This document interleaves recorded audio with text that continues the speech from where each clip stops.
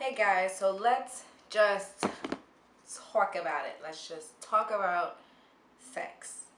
Sex is natural, sex is beautiful. God gave us sex so that we can enjoy this amazing body that we have and so that we can bring life into this world. And there's nothing to be ashamed about, there's nothing to be embarrassed about. So I want to talk about sex because it's been on my mind, and not in a perverted way, just in a let's just talk about it. Let's just talk about, we talk about natural hair, we talk about makeup, we talk about food, we talk about working out. Well, let's talk about sex.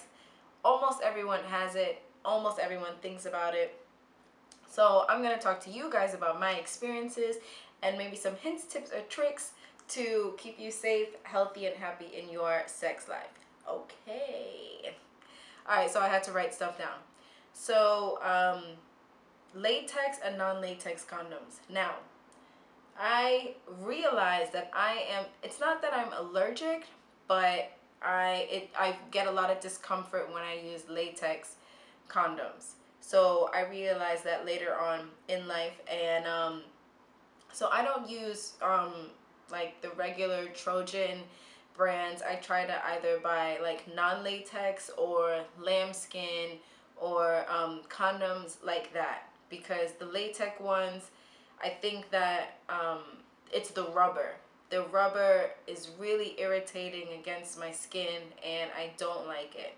So if you're realizing that you have maybe dryness when you're engaging in intercourse, it might be because of the latex condom. So try to switch to non-latex and lambskin and condoms like that.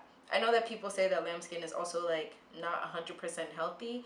I'm really not too clear about that. I would definitely Google it before you go buy some and end up pregnant because of me. No, make sure you Google and Google everything I'm saying. And again, I'm not a sex educator. I'm just talking to you guys about my experiences. Um, Virginity. So, I lost my virginity 10 years ago, and I wish I had waited. And not to say that the experience was bad, the experience was just very weird. And yeah, I wish that I had waited to be with someone, to be the person that I am today. I wish I could have been that 10 years ago. And when you engage in intercourse, everything changes. Like the way you view yourself, the way you view men or women, the way you view sex itself. And I think that as you get older, you get wiser and you grow in knowledge. And I think I'm gonna definitely have my children just wait to have sex. Like I want them to have sex in their 20s, not in their teens. Like for me, I thought I was like a late sexer, because but like when we were in middle school, girls were like having sex all over the place, and I'm just like, what is head, what is oral sex? I did not know what oral like head was until I was like 14, and the person that was telling me about it made me feel this like so stupid, and I'm just like anyway, this is something else that I learned in health class in high school. Your muscles in your forehead are connected to the muscles in your vagina. So when you are, you know, when you go to the gynecologist and like you're super like tense and they tell you to relax, it's like, and sometimes you can feel like your forehead like getting all tense. Your forehead muscles and your vagina muscles are connected. So it's important to relax your forehead so that you can relax your vagina. And I think that's also super important during intercourse or when you're losing your virginity.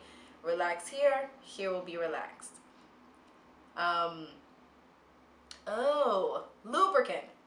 So a lot of people like to use Trojan. Trojan is like the big name, you know what I mean? And they have lots of really great products, but they're not always the best products. So the best lubricant is Astroglide. I also learned that in high school. Astroglide is better than all other lubricants. It's a nice water-based lubricant. You don't get, you shouldn't be getting any allergic reactions. If you are, then don't use lubricant, and make sure to never ever use oil-based lubricants. Oil clogs up the pores and can cause yeast infection. So make sure that when you are using lubricants that you are using water-based lubricants like Astroglide.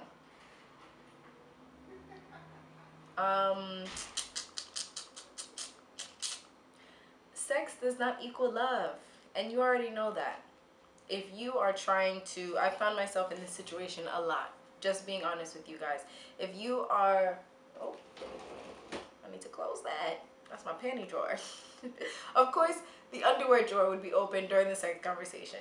But if you are trying to get a person to like you and you think that sleeping with them is going to do that, it's not. It's going to keep them coming back, but it's not going to give you a genuine relationship that you are searching for. And your body does not need to be given in order for someone to love you, to respect you, and to acknowledge your presence. And obviously, as a teenager, I made this mistake so many times.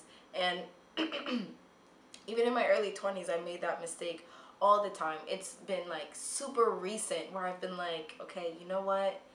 I'm going to keep me for me, and I'm going to get to know this person before I give them my body or give them any part of me. You know, it's super important to understand that sex complicates things. Yes, sex is beautiful, it's natural, but it can complicate things, and it can complicate relationships that have no definition. If you're not clear and your partner's not clear and you guys sleep together, you're going to create a mess. And I've been there. I know a lot of you guys have been there. So sometimes when you take sex out of the equation, you get to know that person, and you get to really see what you like about them and what you don't like about them before you sleep with them. And what else we gonna talk about? Yeah, that was my sex talk. That was super short. I thought it was gonna be longer. Okay, well, if you guys have any questions or concerns or comments, leave them in the comment box below.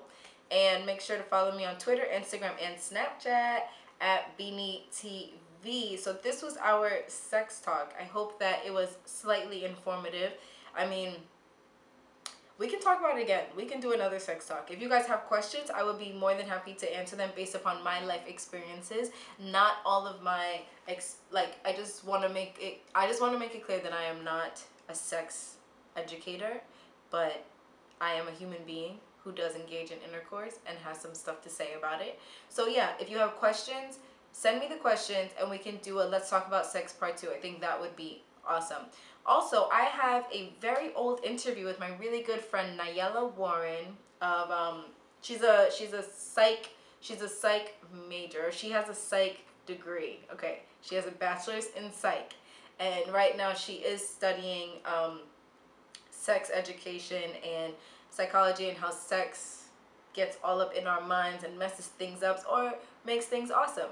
So I'm going to put a link to that interview below. I asked her a lot of questions about heterosexuality, homosexuality, and all of those things. So make sure to check out that video below. And thank you guys for tuning in. And let's Talk About Sex Part 2. I would love to do that for you guys. Thanks for tuning in. Peace.